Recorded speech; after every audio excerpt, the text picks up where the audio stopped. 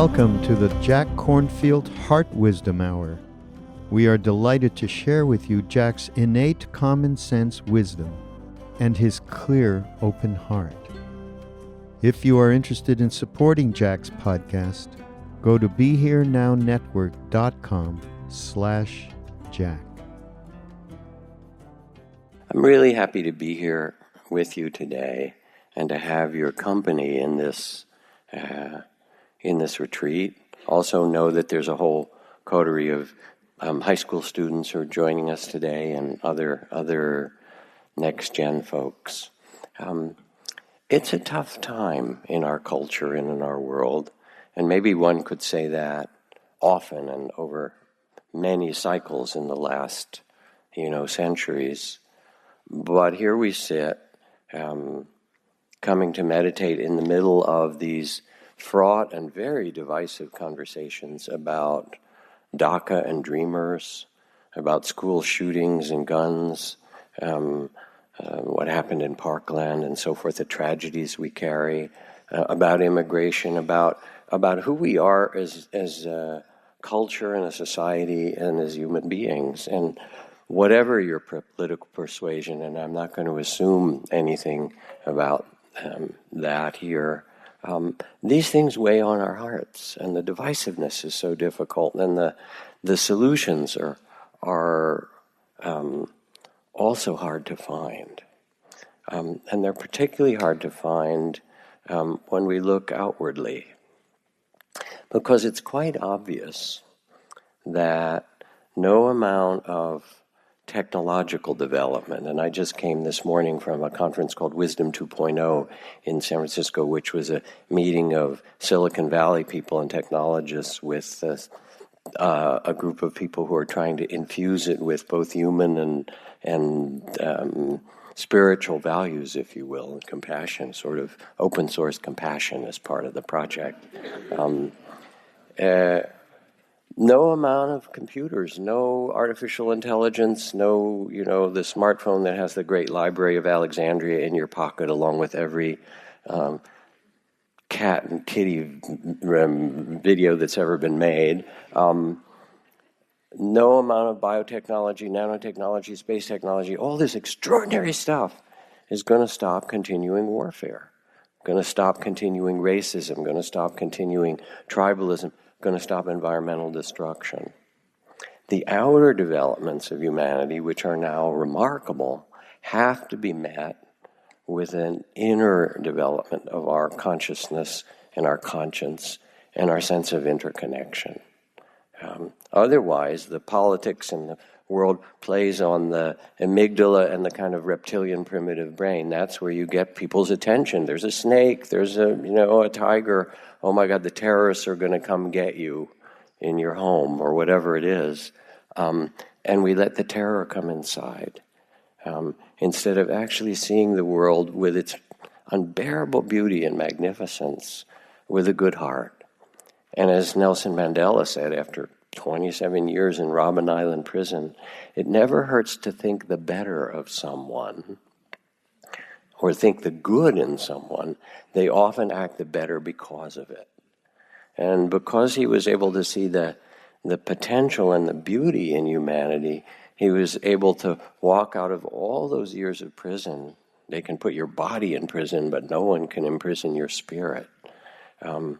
And change not just South Africa, but the imagination of the world of what's possible. And the beautiful thing is that it's not Nelson Mandela, it's you and me and all of us. We each have that potential, no matter the circumstances, the measure of suffering that you have, which we all do, because it's part of human incarnation. Anybody not have that? Raise your hand, you can have your money back, right? And the measure of beauty and joy that you have.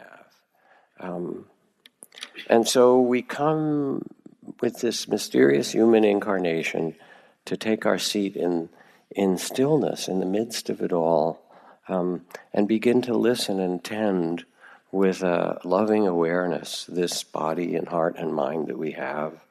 And it's a beautiful thing. Every wise culture knows that there's times to walk in the mountains or walk by the ocean or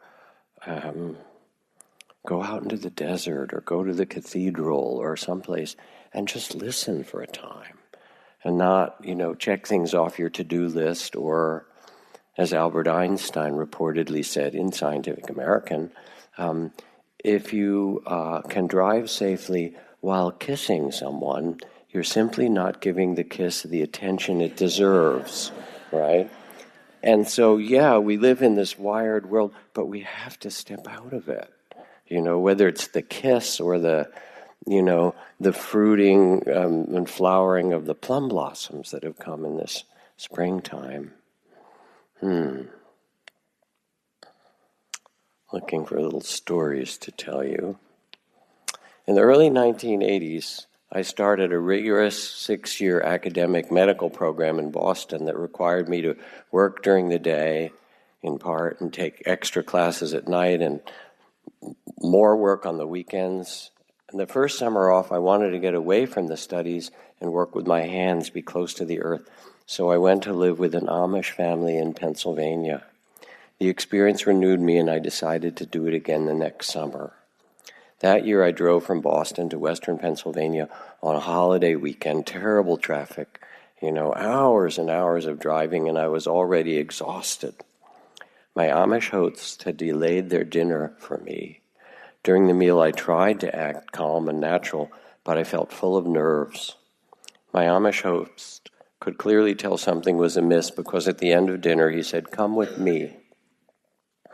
I followed him to the backyard, which bordered an alfalfa field. Although his faith discouraged smoking, the farmer lit a cigarette. 3 of his children gambled around while 2 others clung to him. The farmer stood without saying a word, looking out over the alfalfa. I did the same. The dark green field was becoming harder to see in the fading light, and then out of the alfalfa rose fireflies. A few at first, but soon there were hundreds.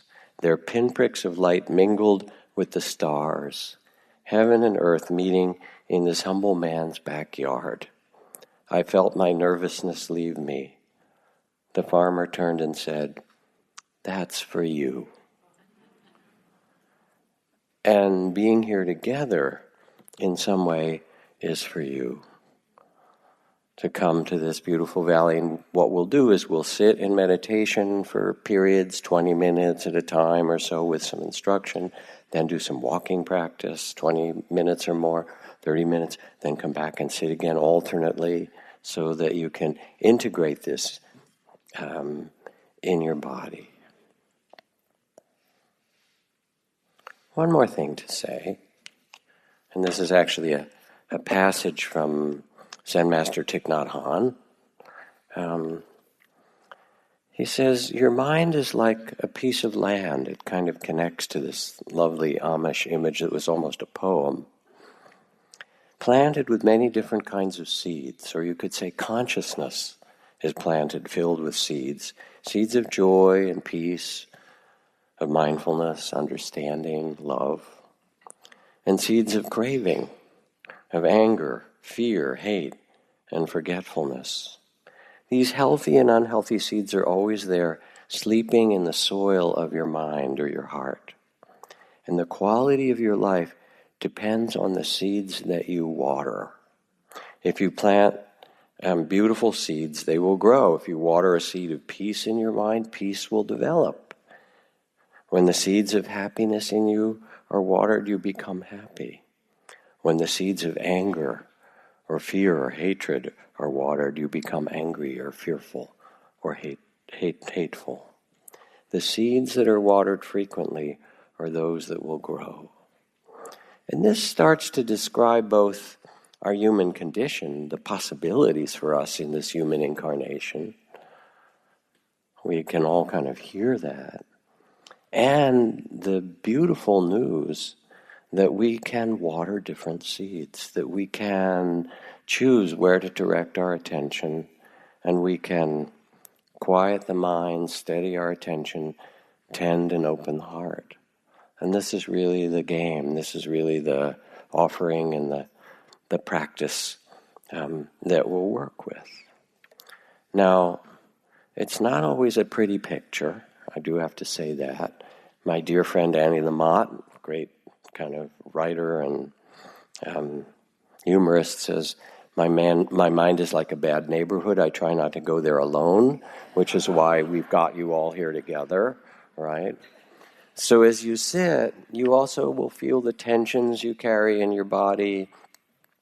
You'll feel the unfinished business of your heart. If there's grief or tears or longing, love that isn't expressed, if fears, all that stuff is there. What you will find is your own life presenting itself to you without distraction. And then you think, oh my God, but I'm getting distracted in here.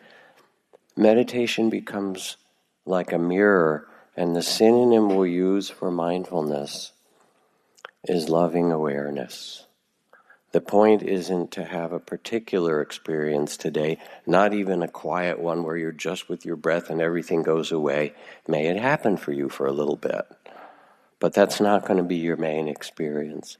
Your main experience is going to be sitting with a loving awareness and finding a wise relationship to the measure of pleasure and the measure of suffering, to the beauty that you carry and the fears that are in your heart, to allow them actually to be met and held with respect and understanding.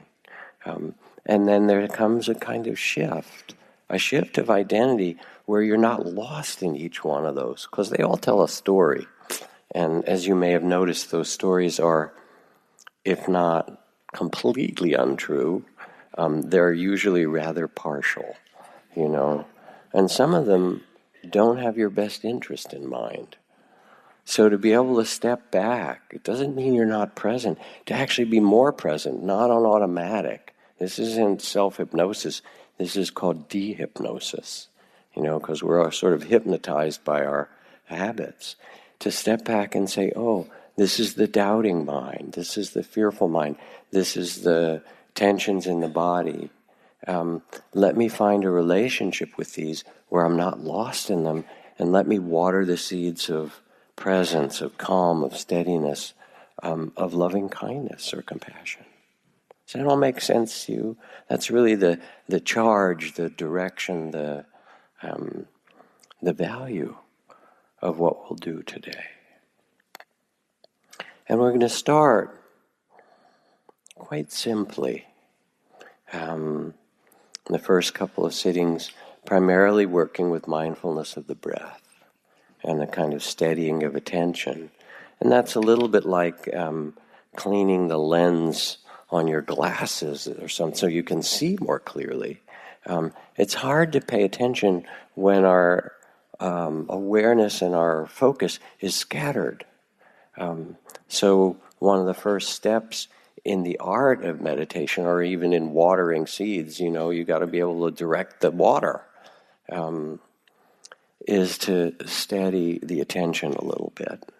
And we use breath because it's the most universal of all practices and meditations across traditions, every tradition in Africa and, in Latin America and shamanic cultures and, all kinds of Eastern practices from the martial arts in Japan to, the yogis in India.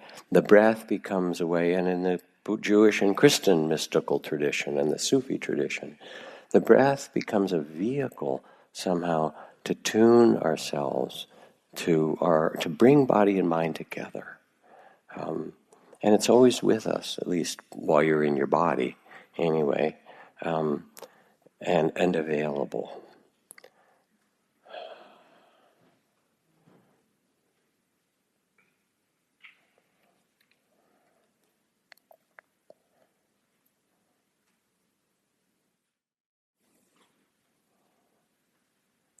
The spirit in beginning meditation also is one, it's not a grim duty, and not one of struggle, but much more one of tending and discovery, of openness.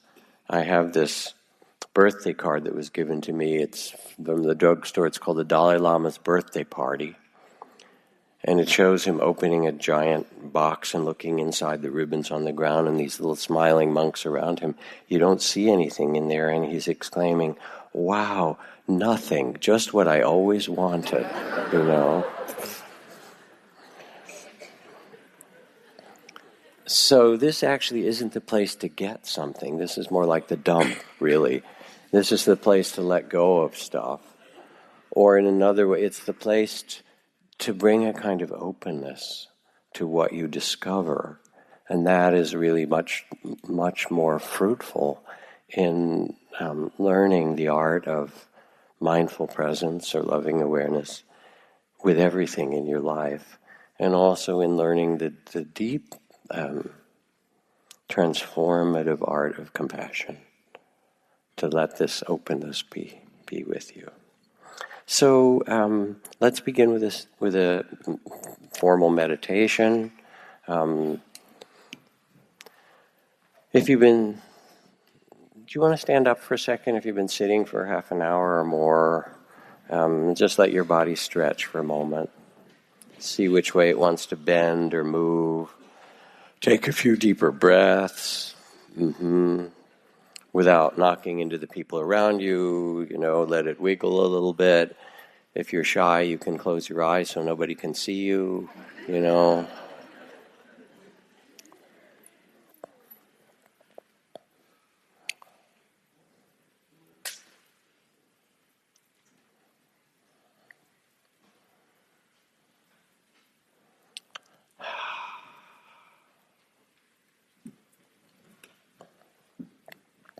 And then when you're stretched, let yourself sit back down in a chair, let your feet be flat on the floor and sit upright so there's some sense of dignity.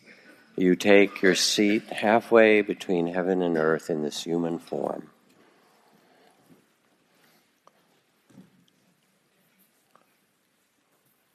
If you're on a cushion up front here, whatever posture is comfortable, you don't have to sit in some weird posture. You're weird enough as it is without adding to it from your spiritual practice, right?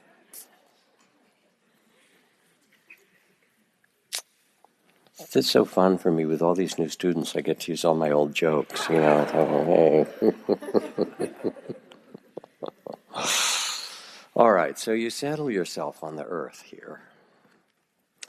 And when you feel settled and both present, upright with some sense of dignity, but also graciousness, a kind of ease, let your eyes close gently. And notice if there's any obvious tightness or tension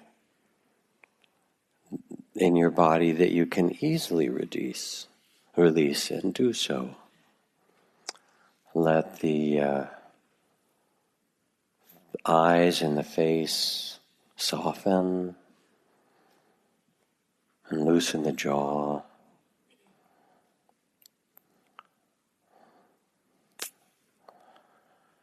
Allow the shoulders to relax and the arms and hands to rest easily.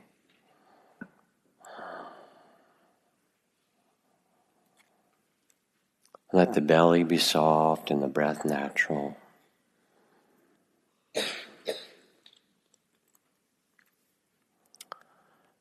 And let the heart be soft as well, to receive whatever arises with a spirit of kindness, compassion.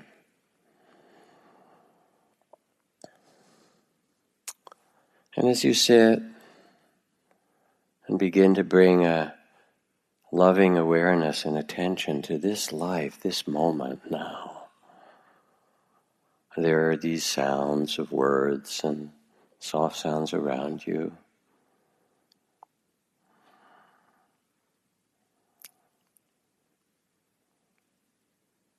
There's the sensations of your body, ever present.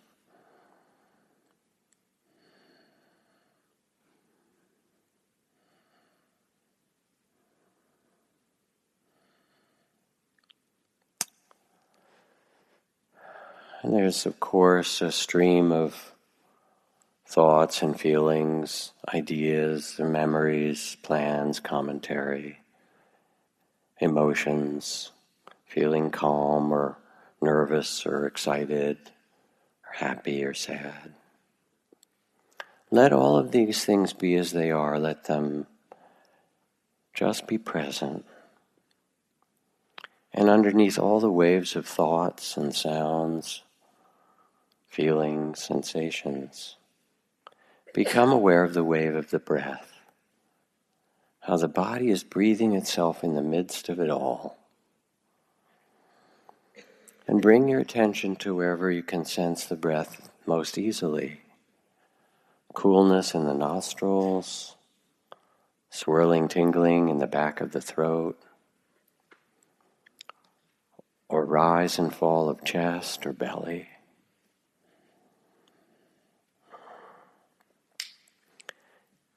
And if it's hard to feel the breath, take one hand and put it on your belly and feel the rise and fall in the palm of your hand.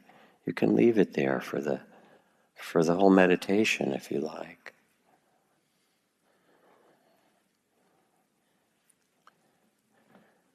And this is your life breath. And the first subject of the training of steadying attention. So as each breath comes in and out, or each rise and fall, let yourself feel it, sense it.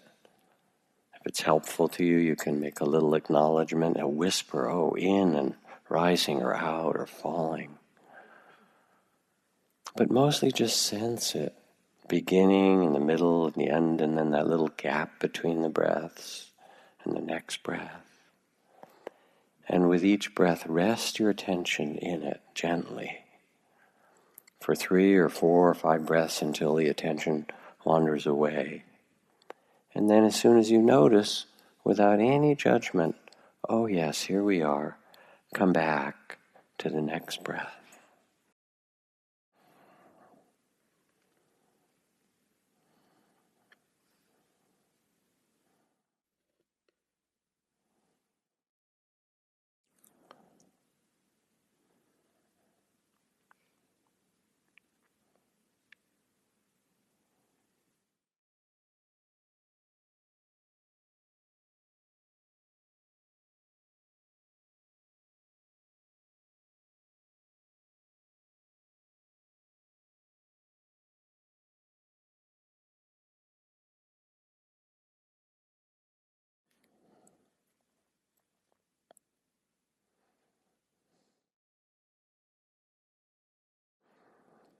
And the attention will wander over and over again.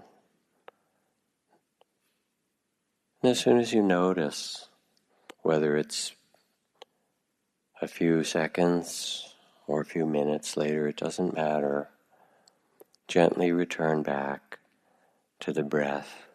It's the very coming back, each time you notice and come back, that starts to establish and train a steadiness of presence that connects body and mind together. Be gentle and patient and come back again and again to this breath, this moment.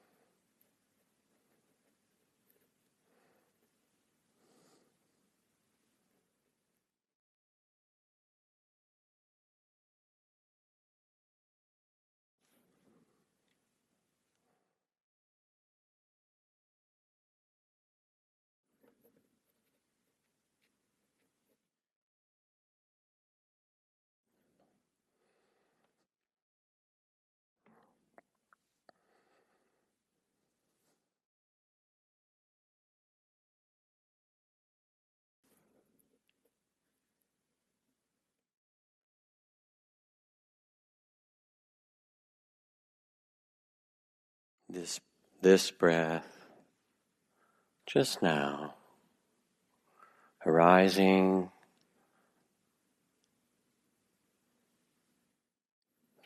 passing away. And with each breath, invite a sense of calm or ease, breathing in and breathing out. Invite the sense of calm with this breath, a sense of ease, deepening and growing breath by breath.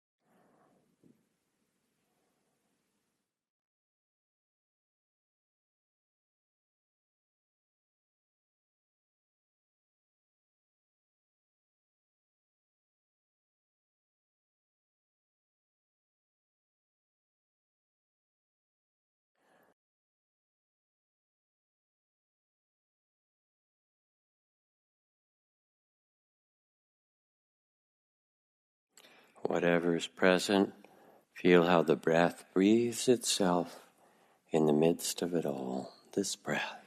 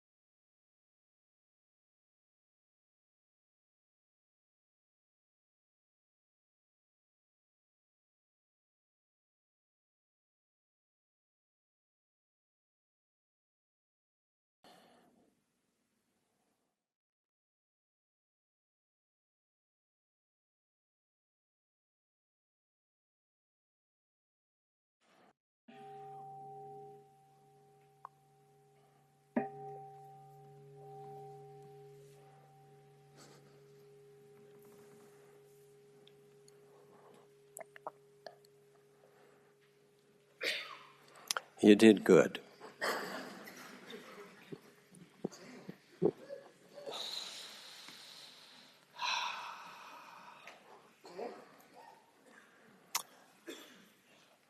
So let me say a little bit more about the breath.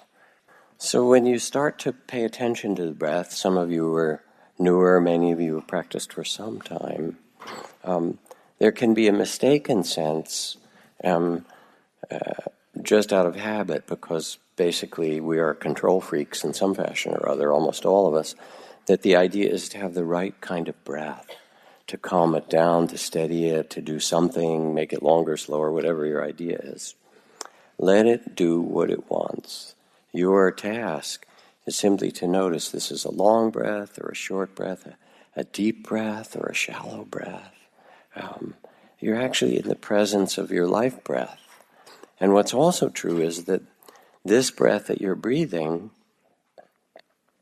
was breathed by her and him, just a minute before, that you're actually exchanging breaths with one another and with the badger that I saw that lives on the land here, and the voles and the field mice. You're exchanging breaths, and it dusted the tops of Mauna Kea and Mauna Loa as it came over the Pacific and went through the lungs of the dolphins and it came to you. It also dusted Fukushima nuclear reactor, So your breath actually is this universal movement that connects you with life itself.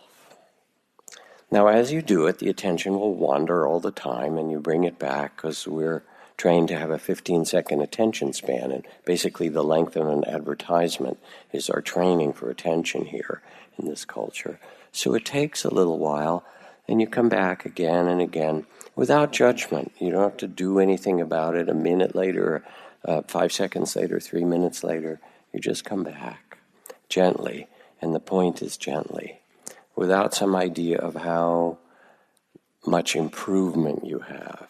Florida Scott Maxwell, the novelist, writes, "No matter how old a mother is, she looks to her middle-aged children for signs of improvement," right? And we've internalized that mother and father in some way. But that's not the art or the game of meditation, which is instead an invitation to presence where you are, to live more fully present. Now, as you feel the breath, sometimes make it tight. Try to soften with it. Sometimes it'll be tight anyway. Then just let it be tight and notice that. Sometimes it pauses, sometimes deep or shallow.